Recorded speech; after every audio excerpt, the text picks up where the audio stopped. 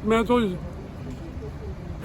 इस्लामाबाद में था, मगर मेरे घर के अंदर वहाँ गांव में भी रात को 1 बजे मुझे घर से फ़ोन किया कि अंदर पुलिस घुसी हुई है।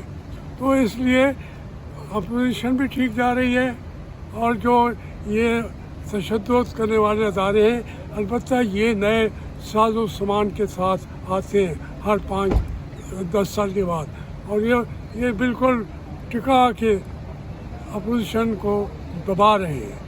उसी से इनकलाब होता है, वो रुकेगा नहीं। मुशर्रफ रजीम में सर जो आपकी अपोजिशन थी वो वक्त सख्त था या आज है? वो देखिए उसमें बल्कि भुट्टो का दौर ज़्यादा सख्त था। तो मुशर्रफ का दौर जो था, मैंने उसमें तकरीबन 7-8 साल जेल काटी है, लेकिन इसके बावजूद वो उनका अपने अंदाज है, वो इस तरीके की सख्त नहीं थी।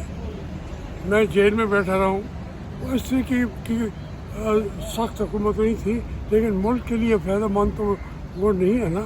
हम कहें कि चूँकि हमारे साथ बहुत ज़्यादा सख्त नहीं थे, तो इसलिए पाकिस्तान के ऊपर 10 साल हमारी जो उन्होंने ज़ाय किए हैं, हुकूमतें की हम पे, तो वो अच्छा दौर था। मैं उसको अच्छा नहीं कहूँगा, ये ज़रूर कहूँगा कि ये वो कम जालिम थे, ये ज़्यादा जालिम है। सर आपके प्रोटेक्शन आर्डर चाहिए खामोश, जो मुझे यकीन है वो उसे किसी से कोई गिला भी नहीं किया, आराम से वो लड़ा है, तो वो हमें मान एक दिन के भी अंदर जो जेल में बैठता है वो भी काबिल सताइश है।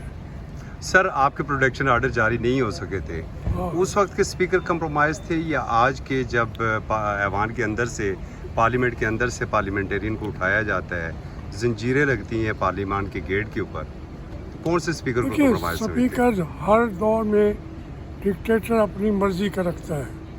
हम जब बने 85 में, हमने उसकी मर्ज़ी के ख़िलाफ़ फ़खर इमाम को स्पीकर बनाया, लेकिन उसको फ़ौरन बाद में उन्होंने निकाल दिया। फिर वो स्पीकर अपनी मर्ज़ी के मजलिस शूरा का चेयरमैन ख्वाजा सफदर था, वो उनकी मर्ज़ी का ख्वाजा आसिफ के वालिद मोहतरम जो थे।